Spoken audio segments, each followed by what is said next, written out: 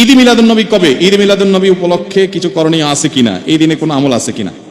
ঈদে মিলাদুন নবী মানে হলো নবীর জন্মের ঈদ, আনন্দ।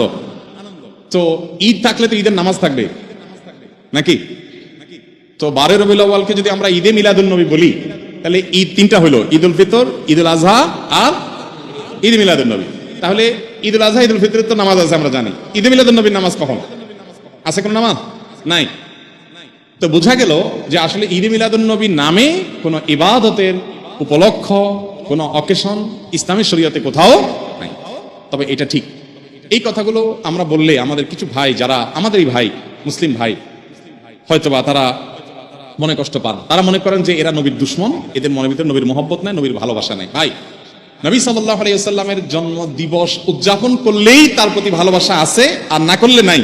এই যোগ বিয়োগ করা এত সহজ, শর্টকাটে হিসাব করার ক্ষমতা আপনার কে দিছে? এই অধিকার আপনাকে কে দিছে? ব্যাপারটা এরকম হয়েছে যে দেশের প্রতি আমার ভালোবাসা আছে কিনা। আপনি আমার দল করেন, তাই আমি বলবো আপনি দেশপ্রেমিক। আপনি আমার দল করেন না, তা আপনি দেশদ্রোহী। ব্যাপারটা সেরকম হয়ে গেল না ভাই? আমার দেশপ্রেম জাহির করার জন্য আপনার দল করে তাই প্রমাণ করতে হবে? এটা যেরকম অযৌক্তিক, ঠিক একইভাবে নবী করিম সাল্লাল্লাহু আলাইহি ওয়াসাল্লামের জন্ম দিবস উদযাপন করে তার প্রেম, তার ভালোবাসা জাহির করতে হবে, এটাও এরকম অযৌক্তিক। দেখুন, আমরা একটু ঘাটাঘাটি করি ভাই। আজকাল তো আলহামদুলিল্লাহ অনেক সহজ হয়ে গেছে। আপনি একটু অনলাইনে একটু সার্চ দেন, জন্ম দিবসের জন্ম কবে, জন্ম দিবস উদযাপনের জন্ম কবে। পৃথিবীতে জন্ম দিবস উদযাপনের এই কালচার, এটারও তো জন্ম হয়েছে নাকি? নাকি আদম আলাইহিস সালাম থেকে শুরু হয়েছে? এটাও তো শুরু হয়েছে। একটু ঘাটাঘাটি করে দেখেন, আপনি অবাক হবেন। খ্রিস্টানরা পর্যন্ত তাদের ধর্মীয় ভাবে জন্ম দিবস উদযাপন করাটাকে তারা নিষিদ্ধ করেছে। আমরা যেরকম ফতোয়া দেই না, খ্রিস্টানদের ধর্মের মধ্যে ফতোয়া আছে জন্মদিবস উদযাপন করা যাবে না। কারণ এটা যারা করেছে পেগানরা, প্রকৃতি পূজারীরা, তাদের সাথে বিশ্বাসগত বিশাল সংঘর্ষ আছে। কাদের? খ্রিস্টানদের। কালের আবর্তে খ্রিস্টানরাই এসে সেটা আবার নিজেদের গায়ে ধারণ করেছে। তারা এখন তাদের নবীর জন্মদিবস উদযাপন করে। আমরা মুসলমানদের অনেকে বহু পরে এসে, মিশরের এক শাসক, তিনি এসে চিন্তা করলেন খ্রিস্টানরা তাদের নবীর জন্মদিবস পালন করে, আমাদের নবীর জন্মদিন আমরা পালন করলে সমস্যা কি? এই শুরু করলেন তিনি, এবং তারপর থেকে এটা শুরু হয়ে গেল।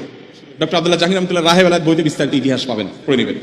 তো আপনি একটু অনলাইনে সার্চ দেন না, তাহলে তো পেয়ে যাবেন এই জন্মদিবসের উদযাপনের জন্মটা কবে থেকে। আমাদের প্রিয় নবী সাল্লাল্লাহু আলাইহি ওয়াসাল্লাম নিজে তার জন্মদিবস উদযাপন করেছেন?